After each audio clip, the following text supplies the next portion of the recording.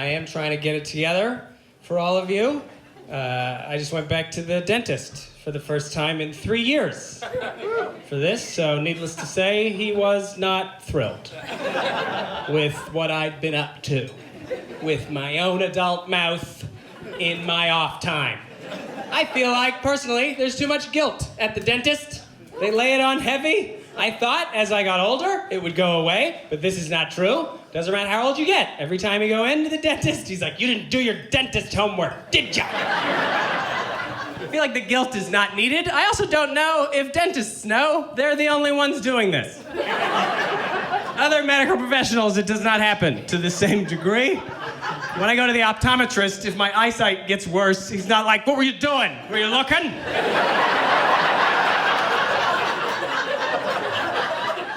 Quit looking so hard. And brush your eyes or something. Like, if anything, my optometrist is too blasé. Every time I go in there, he's like, you could drive without your glasses. If you want. I'm like, I don't want to. He's like, come on, do it, you coward. Do it at night. Let me follow you and film it. There's an expression I love to describe an attractive person, which is to say that they are easy on the eyes. It's an old-timey expression. People say that. Take a look at them. They're easy on the eyes. It means they're hot, right? And I love this expression because it comes with the implication that unattractive people are hard on our eyes. That can't have ever been true. That's never come up at the eye doctor. I've never gone in. He's like, again, we need to strengthen your prescription. Who are you looking at? Quit going to Walmart. You have got to stop watching so much British television. We can only make the glass so thick, you know. But no, I do feel like I'm getting my life together. I got married. I did that. I have a wife. Thank you. I got married and I love it. I think it's fantastic. I think if you're thinking about doing it, do it. It's great. So far, it is a lot of being asked to retrieve something by someone who is closer to that thing than you. So if there's not enough of that in your life, tie the knot. You get to have a lot of conversations about geometry, post-matrimony. Yes, I'd love to get you that thing, but I just want you to understand that if I were to draw a line from where I am now to the object you've requested, that line would go through you.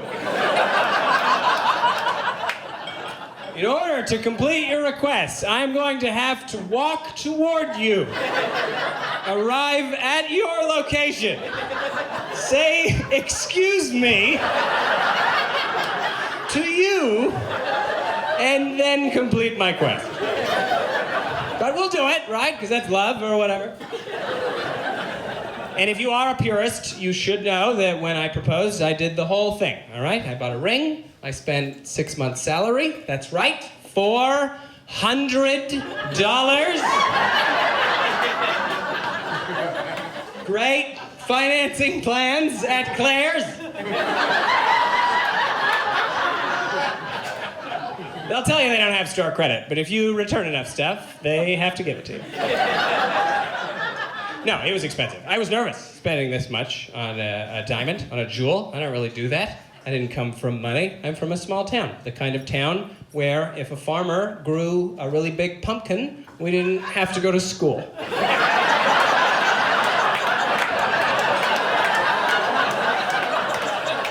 That was the vibe in our town.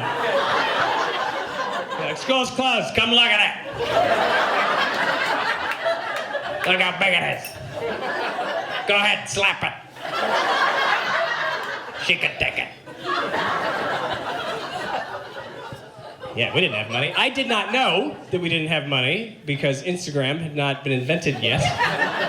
I feel like it was a lot easier to hide your income from your children in the 90s, right? All you had to do is move to a neighborhood where everybody made the same amount of money as you. And you got to be like, go ride your bike around. This is as good as it gets. Don't go over that bridge.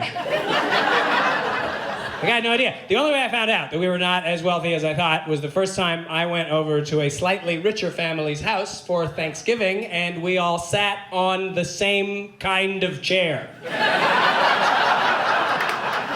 I was blown away. I was like, you've got 11 of this one chair type? Are you secretly a duke of some sort? Like every holiday meal in my house would be like, Ivan, go get the computer chair for Grandma. I'm dragging it down the hall. I wanted the computer chair.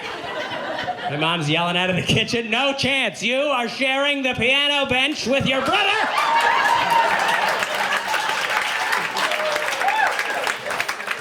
And you know it. We didn't have a piano, by the way, it's just the bench. My uncle's at the end of the table sitting on a yoga ball.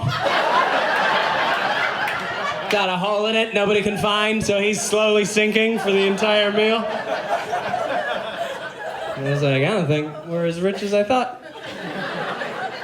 So this was a problem, of course, when it came to buying a diamond ring. I didn't know anything about it. I knew I had to go to a jewelry store. I knew that I was going to interact with a commission salesperson at that store, which I was nervous about because I'm uncomfortable around commission salespeople. I'm very easily bamboozled by their tricks. I'm sure you can all tell this from my general vibe.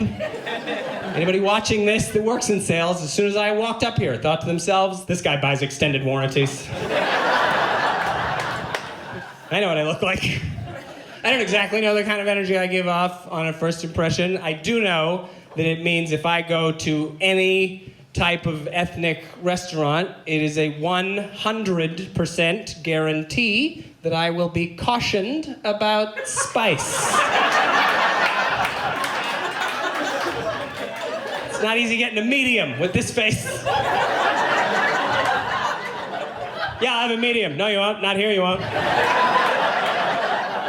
You had our medium? I doubt it. Guy looked like you got a medium yesterday. We had to call an ambulance. So you can have a mild and a milk.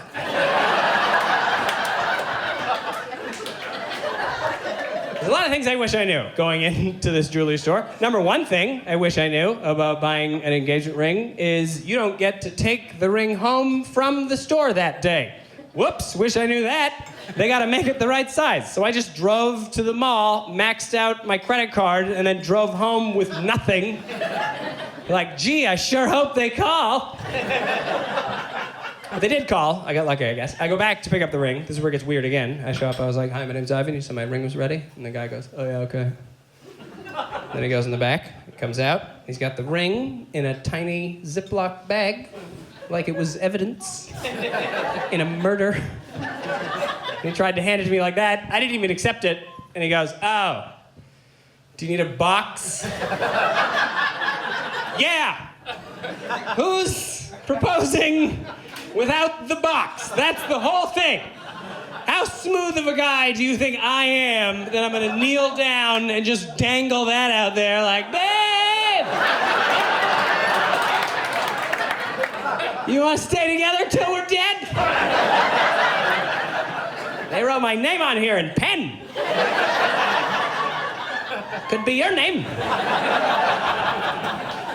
But no, she said yes. We had a wedding. It was great. Thank you. I will tell her, you clapped. She planned most of it. I helped, all right? I helped with the registry, which is harder than you think. Putting together a wedding registry is tough, right? You gotta be careful about what you put on your wedding registry. Can't put anything too expensive on there, or your friends will be like, who did they think they are? And you also can't put anything too cheap on there, because you are definitely getting that for sure. Especially if you are friends with comedians, I found out. We got one dishcloth from a couple. Do you understand? They pooled their resources to send us a single dishcloth, which I did not scan any single dishcloths. I scanned a 3-pack. They somehow found a way to get one out of there and have it mailed to us with their regards. And my wife, very traditional, she's like, you need to send them a thank you card. I was like, I think the stationery for the thank you card is gonna cost more than this dishcloth. I'm gonna write it on the dishcloth. Get me a Sharpie, that's what I'm gonna do. He's like, you have to do it. So I'd be like, fine. Dear Darcy and Jeremy, thank you so much for sending us one dishcloth. We sure hope it comes up in rotation when you are at our home. Oh, should the fates align in such a way, what a day that will be. And then, of course, there are people that reject the idea of a registry altogether, right? Even if you send one out, they will not pay attention to it. Usually, this person is your aunt. I don't know why. Everybody has one aunt that looks at a wedding registry and goes, oh, you have a registry? Yeah, I'm just gonna buy you a plate that is too big for any cupboard on earth. Yes, I would like one of your kitchen cabinets to remain slightly ajar for the rest of your lives. Blessings and prosperity upon you. We did get one off-registry gift, though, that we loved. We thought this was a very clever idea. We like wine, so a friend of ours put together for us a box of 3 nice bottles of wine and then labeled them for upcoming life events. So like the first bottle was first New Year's, second bottle, first anniversary, and then the third bottle was first fight. Pretty good, right? Pretty cute. The only issue I had was that the first fight wine was a white, which means that it has to be chilled. So this means during the fight, I gotta be like, is this the fight? Because I gotta put the wine in the fridge. I don't know, it feels like you're ramping up. You got another 20 minutes in you, or what do you think? We don't want to drink hot fight wine.